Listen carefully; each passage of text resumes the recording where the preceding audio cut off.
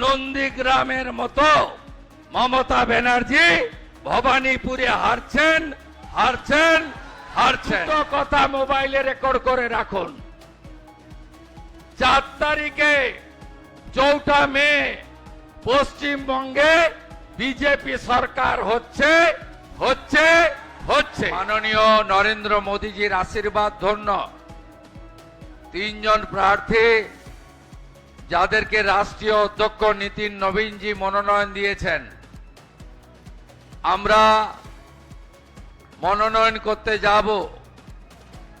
আমাকে নন্দীগ্রাম কেন্দ্র থেকে পুনর্বার মনোনীত করেছে ভারতীয় জনতা পার্টি। আমি শুভেন্দু অধিকারী, আপনাদের সেবক। হলদিয়া বিধানসভা কেন্দ্রে ভারতীয় জনতা পার্টির পরীক্ষিত নেতা, আদর্শবান নেতা আমাদের প্রদীপ বিজলি মহোদয় মনোনীত হয়েছেন। তাকে আপনারা শুভেচ্ছা জানান এবং তিনি আপনাদের কাছে নমস্কার করে আশীর্বাদ চেয়ে নিলেন। মহিষাদল বিধানসভা কেন্দ্রে মহিষাদলকে উন্নয়নের চরম শিখরে নিয়ে যেতে, হলদিয়ার শিল্পায়ন ঘটাতে উদ্যোগপতি সুভাষ পাঁজা সমাজসেবী, তাকে দল মনোনয়ন দিয়েছেন। তিনি আপনাদের সবার আশীর্বাদ চেয়ে নিলেন। আমাদের এখানে কেন্দ্রীয় মন্ত্রী, আমাদের নেতা, যিনি 2021-এ মমতা ব্যানার্জিকে নন্দীগ্রাম কেন্দ্রে পরাজিত করার অন্যতম নায়ক ধর্মেন্দ্র প্রধানজি এসেছেন, তাকে আমরা স্বাগত করেছি। উত্তরপ্রদেশ সরকারের মন্ত্রী গত 6 মাস ধরে যিনি মেদিনীপুর বিভাগে আপনাদের নিয়ে জয়ের লক্ষ্যে পরিবর্তনের সংকল্পে কাজ করছেন, জেপিএস রাঠোরজি, তিনি আমাদের মধ্যে আছেন।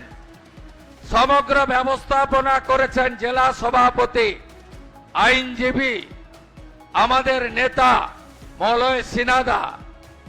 আমি সোমনাথ ভূঁইয়া, শুভ্রা দাস, সব তাদের অনুরোধ করব। আমি জেপিএস রাঠোরজি, ধর্মেন্দ্রজিকে বরণ করে নিয়েছি। অন্য প্রাক্তন জেলা সভাপতিরা এসেছেন, প্রদীপ দাস, তপন ব্যানার্জি সহ, আমাদের ইনচার্জ অনুপম মল্লিক সহ সকলকে বরণ করে নেওয়ার জন্য। এর বাইরেও প্রবাসী কার্যকর্তারা এসেছেন, যারা বাড়ি ঘর দুয়ার ছেড়ে পশ্চিমবঙ্গের ভালোর জন্য, পশ্চিমবঙ্গকে বাঁচানোর জন্য, ডবল ইঞ্জিন সরকার তৈরি করার জন্য এবং রাষ্ট্রবাদী সরকার বানানোর জন্য এসেছেন। তাদেরকেও আমি আমার পক্ষ থেকে এবং এই এলাকার ভারতীয় জনতা পার্টি পরিবারের পক্ষ থেকে অনেক অনেক শুভকামনা জানাই। আমরা কথা বাড়াবো না, এই তো সবে শুরু। লড়াইয়ের ময়দানে দেখা হবে।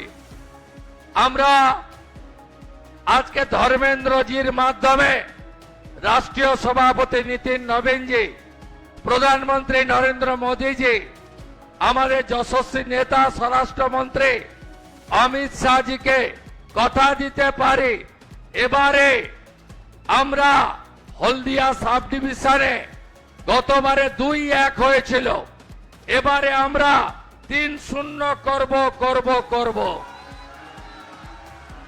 একদম প্রত্যেকটা বুথে 500 করে লিড থাকবে, পদ্মফুলের 500 করে লিড থাকবে।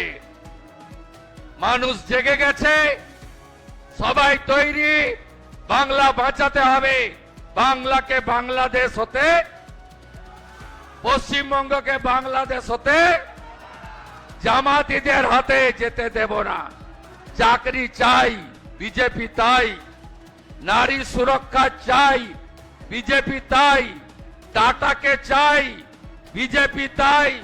শিল্প চাই, বিজেপি তাই। তাই আমাদের আজকের স্লোগান হোক, পাল্টানো দরকার, চাই বিজেপি সরকার।